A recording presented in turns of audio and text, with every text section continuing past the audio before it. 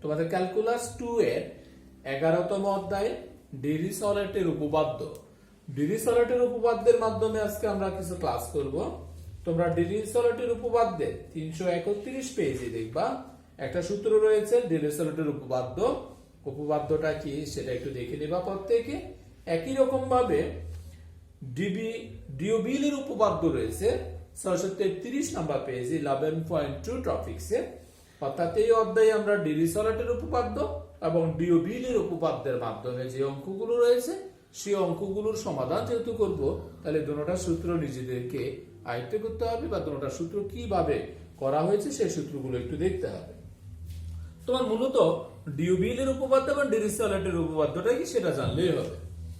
আমরা উপপাদ্যের উদাহরণ 1 তোমাকে মান নির্ণয় করতে বলছে প্রথম চতুর্ভাগে শর্তাধীনে।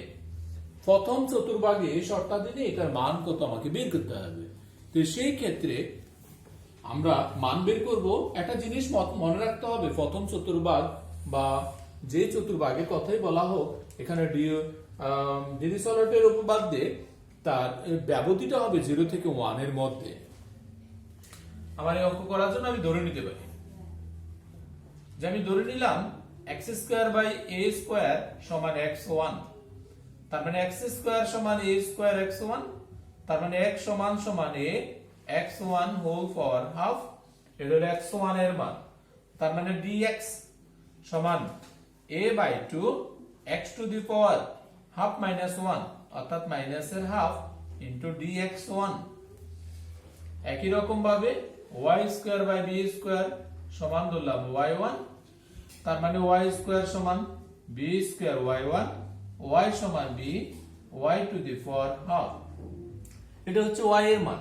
আমাকে বের করতে হবে dy, তাহলে dy সমান b/2 y to the power minus এর হাফ ইনটু dy1।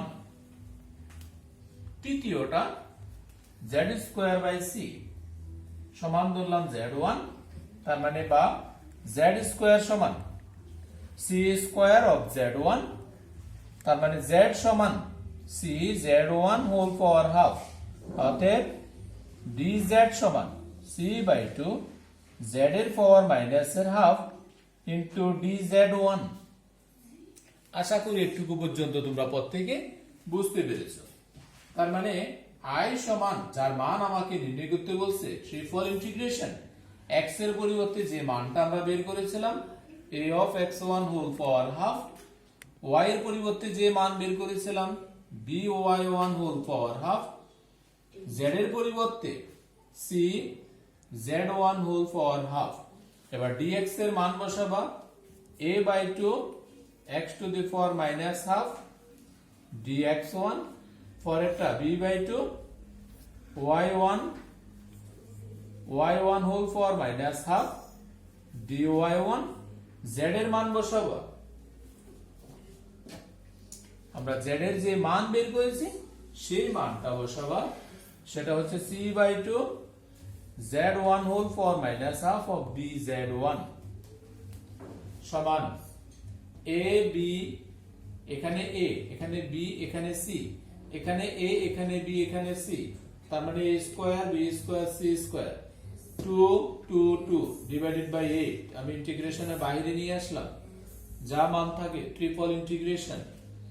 এখানে x1 এখানেও রয়েছে x1, x1 এর পাওয়ার হাফ ইনটু x1 এর পাওয়ার মাইনাস হাফ, y1 এর পাওয়ার হাফ y1 এর পাওয়ার মাইনাস এর হাফ, z1 এর পাওয়ার হাফ z1 এর পাওয়ার মাইনাস এর হাফ dx1 dy1 dz1। তার মানে a square b square c square divided by 8 triple integration. x এর value আমি পাচ্ছি x1 whole power 0, y1 whole power 0, z1 whole power 0 dx1 dy1 dz1। প্রিয় শিক্ষার্থীরা, যে মানগুলো তোমরা পেয়েছো এটাকে তুমি আরো একটু সাজাতে পারো। a square b square c square by 8 triple integration x1 whole power 1 minus 1, y1 whole power 1 minus 1, z1 whole power 1 minus 1, dx1 dy1 dz1। এখানে যদি আমি ডিরিচলেটের উপপাদ্য প্রয়োগ করি তাহলে দেখো ডিরিচলেটের উপপাদ্যের মাধ্যমে এটাকে কি আকারে লেখা যায়। তার মানে i সমান a square b square c square by 8। ডিরিচলেটের উপপাদ্যের মাধ্যমে যদি এটাকে প্রকাশ করা হয় তাহলে গামা 1, এখানে 1 মাইনাস 1 রয়েছে, গামা 1 পরেরটাও গামা 1 পরেরটাও গামা 1 মিশে গামা অফ 1 যোগ 1 যোগ 1 যোগ 1। প্রথমটা সূত্রের 1, বাকি তিনটা হচ্ছে এখানে তিনটি টার্ম রয়েছে, সেই তিনটি টার্মের জন্য 1। a square b square c square divided by 8 gamma 1 gamma 1 gamma 1 অর্থাৎ 1 আর নিচে আসবে গামা অফ 4। তাহলে সমান a square b square c square divided by 8 into এটা 1/3 ফ্যাক্টোরিয়াল। তাহলে 3 ফ্যাক্টোরিয়াল মানে হচ্ছে কত তুমি জানো 6, অথবা গামা 4 এর মান হচ্ছে 6, তুমি যাই লেখো উপরে তুমি এটাকে লিখে রাখতে পারো ইচ্ছা করলে আকার। তাহলে এটার মান হচ্ছে a square b square c square 6 648। তার মানে আমাকে যার মান নির্ণয় করতে বলছে তার মান আমি পেলাম a square b square c square divided by 48। আশা করি ডিরিচলেটের উপপাদ্যের মাধ্যমে প্রথম যে সমাধানটা রয়েছে তোমরা প্রত্যেকই অঙ্কটা বুঝতে পেরেছো। উদাহরণ 3 বলছে ডিরিচলেটের উপপাদ্যের সাহায্যে প্রমাণ করো যে x by a whole for 2/3 যোগ y by b whole for 2/3 যোগ z by c whole for 2/3 সমান 1। ঘনবস্তুর আয়তন, এটা ঘনবস্তুর আয়তন 4/35 a b c ঘন একক, যা আমাকে প্রমাণ করতে হবে। ডিরিচলেটের উপপাদ্যের সাহায্যে এটার আয়তন আমাকে প্রমাণ করতে বলছে 4 a b c divided by 35।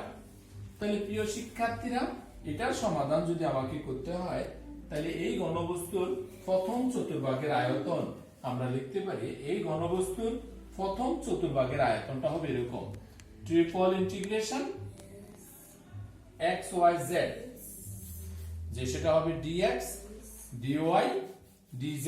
কি বললাম, এত সমান 1 ঘনবস্তুর প্রথম চতুর্ভাগের আয়তন হবে, এটা প্রথম চতুর্ভাগের আয়তন যেখানে সীমানাটা থাকবে 0, কত লেস দেন যে অংশটা বলছে এই পুরো অংশটা লেস অর ইকুয়াল কত 1, অর্থাৎ এই ব্যবধিতে। তাহলে প্রিয় শিক্ষার্থীরা এটা বলছে প্রথম চতুর্ভাগের জন্য, আমি এটা বলে নিলাম প্রথম চতুর্ভাগের জন্য আয়তন। এবার যদি সম্পূর্ণ ঘনবস্তু এটা ঘনকাকার সম্পূর্ণ ঘনবস্তুর আয়তন যদি বের করতে হয় তাহলে v সমান সমান এই ট্রিপল ইন্টিগ্রেশন বা এরিয়া আর দেওয়া যেতে পারে, সেটা হচ্ছে dx dy dz। এটাই হচ্ছে সম্পূর্ণ অংশের আয়তন, অর্থাৎ এটাই সমীকরণ নাম্বার 1, যার মান আমাকে বের করতে হবে। প্রিয় শিক্ষার্থীরা এবার তোমরা করবা কি, ধরে নিবা x by a whole power 2/3 সমান x1। যদি আমি এখান থেকে কাজ করি x বাই a সমান x টু দি পাওয়ার 3/2 হবে, বা x সমান সমান a of x1 whole power 3/2। আমাকে dx এর মান বের করতে হবে, dx সমান সমান এখানে 3/2 অর্থাৎ 3a/2 x1 whole power 3/2 minus 1 যদি হয়, তুমি যদি 3/2 মাইনাস 1 এটা ডিফারেন্সিয়েট করো তাহলে তুমি কি মান পেতে পারো সেটা একটু দেখো। যে 3/2 মাইনাস 1 3/2 মাইনাস 1 লসাগু যদি 2 হয় 3 মাইনাস 2/1 অর্থাৎ হাফ, x এর পাওয়ার হাফ। একই রকম ভাবে পরের অংশ যদি তুমি যাও যে y by b whole power 2/3 সমান ধরলাম y1, তার মানে y বাই b সমান y এর পাওয়ার 3/2, y সমান b of y to the y1 whole power 3/2, তার মানে dy সমান 3b/2 y to the power half. আমি যদি z এর ক্যালকুলেশন একই ভাবে করে নেই তাহলে z সমান দেখো, আমি একটু পূর্বে একবারে শুরুতে লিখি, z এর অংশটা আমি এখান থেকে আনি যে এবং z by c whole for 2/3 সমান ধরলাম z1, তাহলে z by c সমান z1 হোল ফর 3/2, তাহলে z সমান আমি পাচ্ছি z সমান পাবো c z1 হোল ফর 3/2, তাহলে dz সমান 3c/2 z1 whole for half. প্রিয় শিক্ষার্থীরা, dx dy dz প্রত্যেকটার মান বের করলাম, এখন মানগুলা 1 নং এ বসাবো।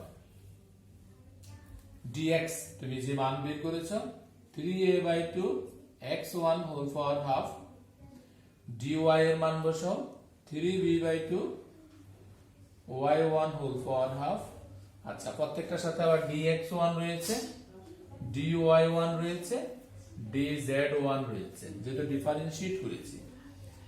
তারপর এটা 3c/2 z two the power half একসাথে dx1 dy1 d of z1 সমান 8 into 3 3 নং 27 a b c divided by 8 পাবো, কারণ 2 2 to 8 ট্রিপল ইন্টিগ্রেশন। আমি যা দেখতেছি x এর পাওয়ার হাফ, y1 এর পাওয়ার হাফ, z1 এর power half, dx1 dy1 dz1। এটাকে যদি আমি সাজাই 27 abc triple integration x to the power half কে আমরা কি আকারে লিখতে পারি একটু তোমাকে সাজাতে হবে। 3/2 - 1 y1 তাও 3/2 - 1 z1 তাও 3/2 - 1 d of x1 dy1 d of z1। ডিরিচলেটের উপপাদ্যের জন্য আমাকে x এর পাওয়ারটা এই আকারে সাজায় নিতে হয়, যেখানে সীমানা বলা আছে 0 থেকে 1, 0 1 সীমানার মধ্যে রেখে আমাকে এটা মান বের করতে হবে। তো প্রিয় শিক্ষার্থীরা, যদি আমি এই কাজটা করি ডিরিচলেটের উপপাদ্যের মাধ্যমে, তাহলে 27 abc। এবার তোমাকে ডিরিচলেট আসতে হবে, যেটা গামা কত পেয়েছি আমি 3/2 - হাফ মানে 3/2, পরেরটাও হবে গামা 3/2, পরেরটাও হবে গামা 3/2, নিচে কি হবে গামা অফ 1 যোগ 3/2 যোগ 3/2 যোগ হবে 3/2 সমান 27 abc ইনটু উপরের অংশটাকে যদি তুমি কাজ করো তাহলে এটাকে এভাবে লেখা হয় half of √5 whole cube divided by নিচের অংশকে তুমি যদি এটাকে কাজ করো তাহলে দেখতে পারবা এটা 9/2 আসে, আর এটাকে ক্রমান্বয়ে ছোট করলে 9/2, পরেরটা আসবে 7/2, পরেরটা আসবে 5/2, আরেকটা মান আসবে 3/2, পুনরায় আরেকটা মান লিখতে পারবা হাফ ইনটু √5। প্রিয় শিক্ষার্থীরা, এই মানটাকে অর্থাৎ এই যে গামার ভিতরে যে যোগফল আকারের মান আছে সেটাকে আমি বড় থেকে ক্রমান্বয়ে ছোটর দিকে নিলাম আর এই মানটা পাচ্ছি। তাহলে 27 abc, আর এই অংশকে তুমি যদি কাজ করো এখান থেকে ক্যালকুলেশনের বিষয় আসে, তুমি যদি এখান থেকে ক্যালকুলেশন করো তাহলে যা পেতে পারো, আমি এটাকে 1/8 লিখতে পারবো, আর একটা লিখতে পারবো 5√5, নিচে যা আছে তা থাকলো 9/2 7/2 5/2 3/2, এটা হাফ √5, তুমি √5 কাটতে পারো। তারপরে তুমি দেখবা যে এখানে আরো কি ছোট করা যায়, কারণ এখানে ডিভাইডেড বাই 8 রয়েছে, 2 2 8, এটাও কাটা যাবে।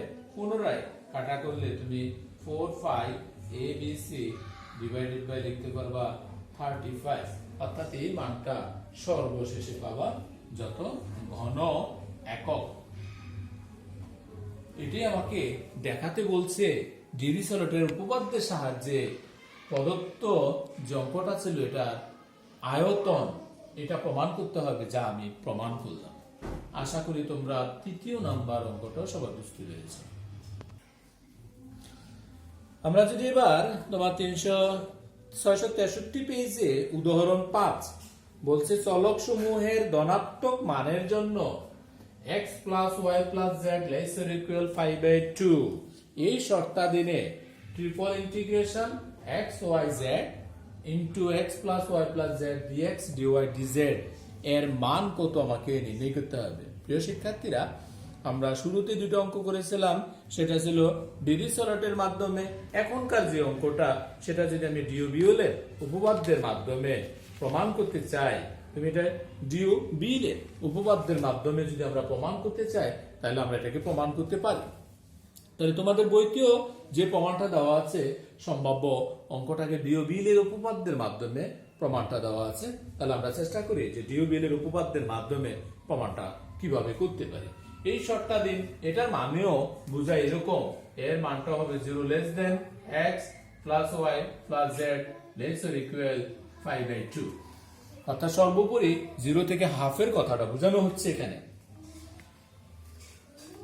আমরা যদি এটাকে ডিওবিএল এর উপপাদ্যের মাধ্যমে আমি এটাকে মান নির্ণয় করতে চাই, তাহলে ট্রিপল ইন্টিগ্রেশন। আমি এবার এটার কাজ করতেছি এরকম, x এর পাওয়ার একটু সাজাচ্ছি 2 - 1, y এর পাওয়ার 2 - 1, z এর পাওয়ার 2 - 1, bracket x plus y plus z into dx dy dz। প্রিয় শিক্ষার্থীরা, x এর পাওয়ার 2 - 1 যে কথা, x এর পাওয়ার 1 একই কথা, x একই কথা, y এর পাওয়ার 2 - 1 যে কথা, y এর পাওয়ার 1 y একই কথা। জাস্ট আমি একটু সাজিয়ে নিলাম। এখন এটাকে যদি আমি ডিওবিএল এর উপপাদ্যের মাধ্যমে কাজ করি, তাহলে তুমি যা পাবা, gamma of 2 gamma 2 gamma 2 divided by gamma of 2 plus 2 plus 2।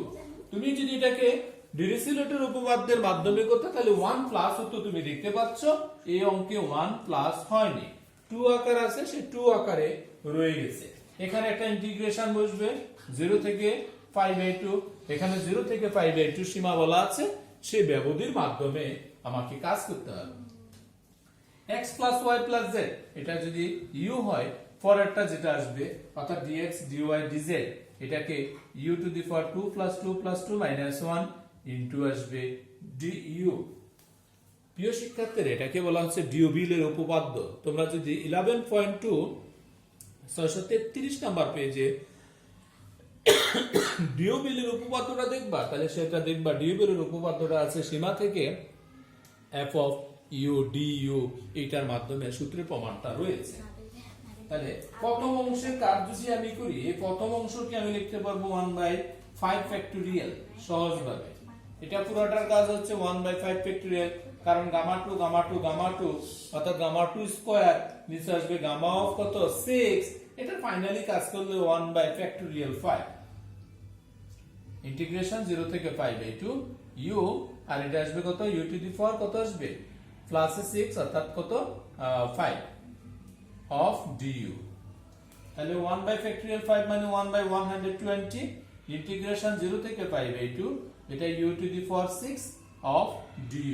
প্রিয় শিক্ষার্থীরা, আশা করি তোমরা এটা বুঝতে পারছো। সমান 1/120, এটার ইন্টিগ্রেশন করলে u to the power 7 by হবে 7, সীমানাটা যা আছে তা লিখতে হবে। তার মানে 1/120 ইনটু 1/7, u এর পাওয়ার হচ্ছে 5/2 হোল পাওয়ার 7 মাইনাস হচ্ছে 0। তাহলে আমি 7 × 84 840 গুণন করলাম, এটা করছি। তারপরে এখানে পাবা 5 এর পাওয়ার 7 divided by 2 two the power 7, বাকি অংশের মান 0। প্রিয় শিক্ষার্থীরা, পরবর্তী ক্যালকুলেশনটা যদি তুমি করো, তাহলে দেখতে পাচ্ছ সেই ক্যালকুলেশনটা হবে এরকম।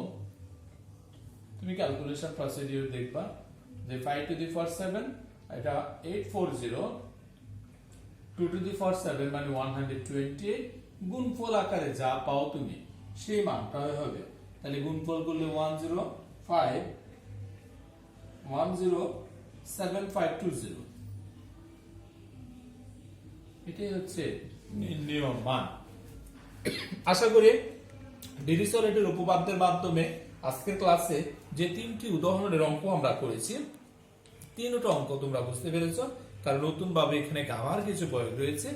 প্রত্যেকে খাতা অঙ্কগুলো উঠাবো আশা করি। ধন্যবাদ সবাই।